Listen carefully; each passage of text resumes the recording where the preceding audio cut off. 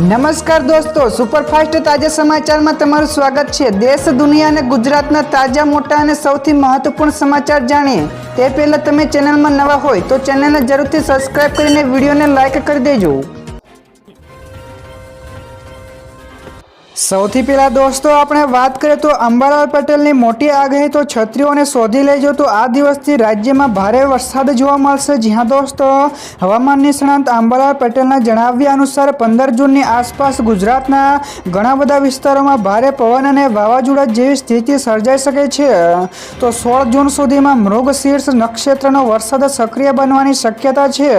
તો જેમાં ખાસ કરીને દક્ષિણ ગુજરાત અને દક્ષિણ સૌરાષ્ટ્રમાં સારા વરસાદની આગાહી કરવામાં આવી છે। તો તેમજ તેમણે જણાવ્યું છે કે ઉત્તર ભારતમાં સક્રિય વેસ્ટર્ન ડિસ્ટર્બન્સના કારણે ચોમાસાની ગતિ શરૂઆતમાં ધીમી રહેશે। તો દોસ્તો બીજા સૌથી મોટા સમાચાર સામે આવ્યા છે। રાજ્ય સરકારનો મોટો નિર્ણય। જ્યાં દોસ્તો મુખ્યમંત્રી ભૂપેન્દ્ર પટેલે ખેડૂતોના સિંચાઈની જરૂરિયાતોને ધ્યાનમાં રાખીને મહત્વપૂર્ણ નિર્ણય લીધો છે। તો ગઈકાલથી જ નર્મદાના મુખ્ય નહેરમાં 15,000 ક્યુસેક પાણી છોડવાની શરૂઆત કરવામાં આવી હતી, જ્યારે નિર્ધારિત સમય કરતાં વહેલા પાણી છોડવાથી ઉનાળુ પાકો સુકાતા રોકાશે અને હજારો ખેડૂતોને મોટી રાહત મળશે।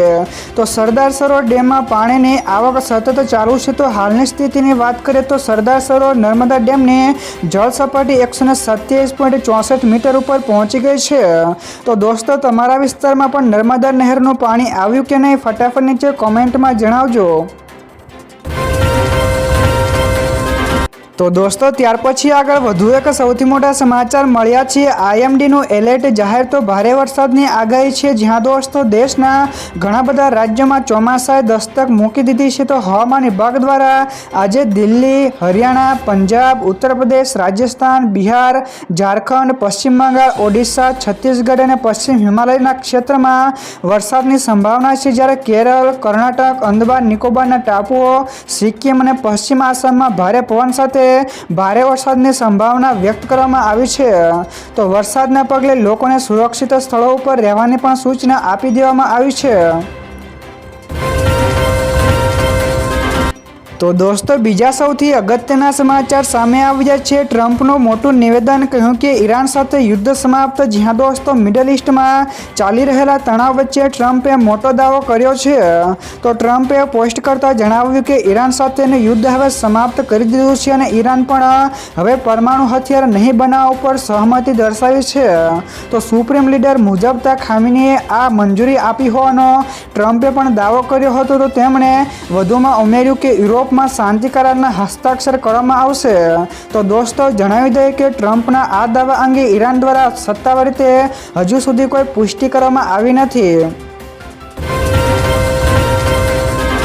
ત્યાર પછી દોસ્તો આગળ વધુ એક સૌથી અગત્યના સમાચાર મળ્યા છે। સોના અને ચાંદી ઉપર મોદી સરકારનો મોટો નિર્ણય। જ્યાં દોસ્તો મોદી સરકારે સોના અને ચાંદીના ઇમ્પોર્ટ બેઝ પ્રાઇસમાં મોટો ઘટાડો કર્યો છે। તો સોનાની બેઝ ઇમ્પોર્ટ કિંમત $80 ઘટાડીને $1,343 પ્રતિ 10 ગ્રામ અને ચાંદીની કિંમતમાં $276 ઘટાડીને $2,092 પ્રતિ કિલોગ્રામ કરવામાં આવી છે। તો આ આયાત કિંમતોના આધારે જે ટેક્સ નક્કી થાય છે। તો સરકારના આ નિર્ણયથી આયાતકારોને મોટો ફાયદો થશે અને સ્થાનિક બજારોમાં કિંમતોમાં ઘટતા ગ્રાહકોને પણ રાહત મળી શકે છે। ત્યારબાદ દોસ્તો ફટાફટ આગળના બીજા સમાચારની વાત કરવામાં આવે તો અમિત શાહની મોટી જાહેરાત। જ્યાં દોસ્તો કેન્દ્રીય ગૃહમંત્રી અમિત શાહે જાહેરાત કરી છે કે 2027 સુધીમાં 1 થી 2 રાજ્યો સિવાય સમગ્ર પૂર્વોત્તરમાંથી AFSPને હટાવી લેવાશે।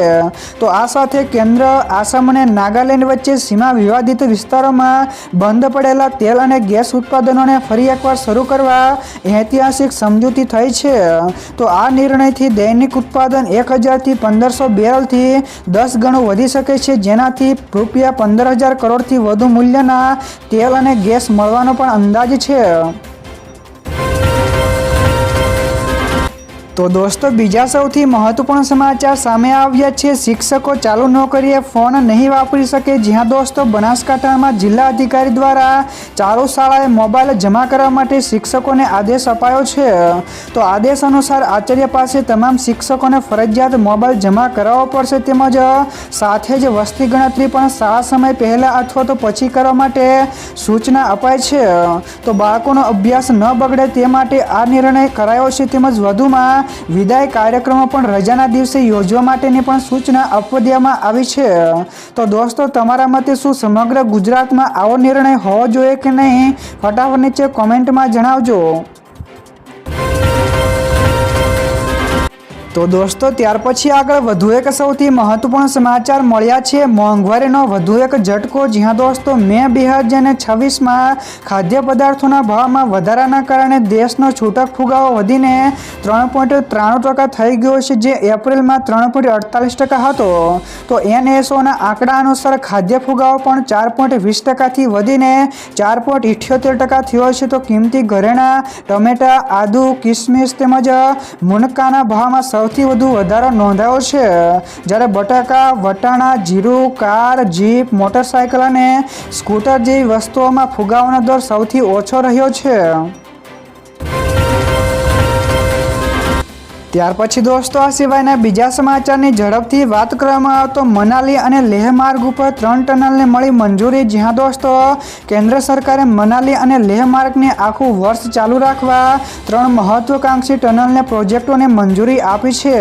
તો આ પ્રોજેક્ટ પાછળ અંદાજે 15,550 કરોડ રૂપિયાનો ખર્ચ થશે, જેમાં બારાલાચા, લાચુંગલા તેમજ તંગલંગ લા ખાતે આ સુરંગો બનશે, જેનાથી લદ્દાખ સાથે બારેમાસ કનેક્ટિવિટી જળવાઈ રહેશે।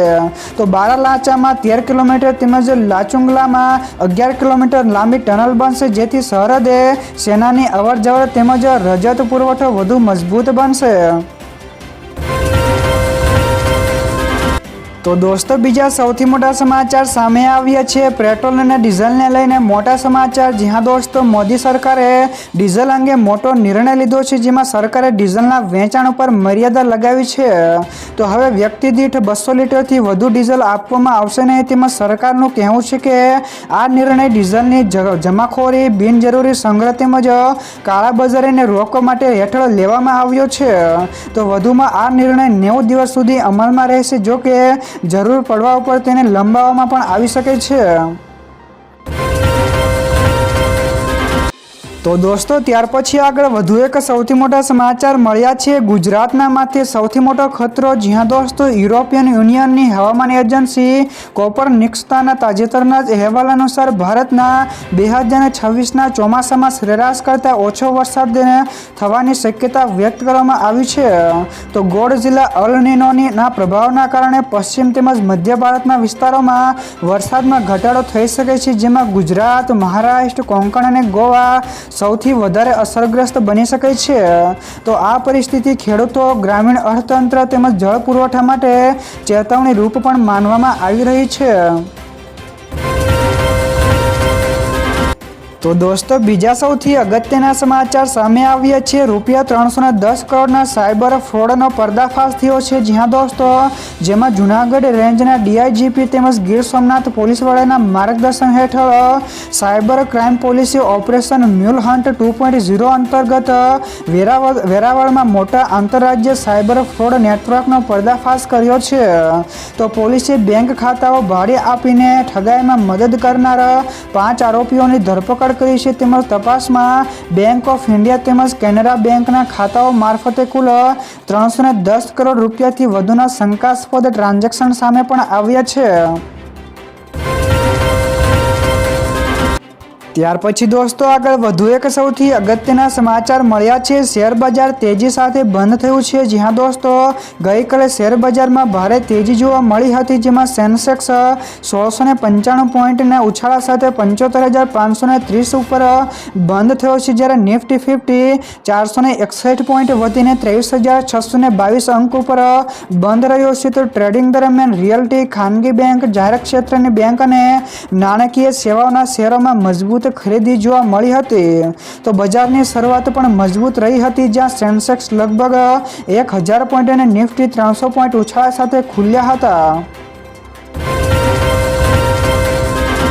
ત્યારબાદ દોસ્તો ફટાફટ આગળના બીજા સમાચારની વાત કરવામાં આવે તો ભારતનો વિકાસ દર 6.6% રહેવાનો અંદાજ છે. જી હા દોસ્તો, વિશ્વ બેંકના ગ્લોબલ ઇકોનોમિક્સ પ્રોસ્પેક્ટ અહેવાલ અનુસાર ભારતનો આર્થિક વિકાસ દર 2026 અને 27માં 6.6% રહેવાનો અંદાજ મૂક્યો છે, જે ગયા વર્ષના 7.7%થી ઓછો છે.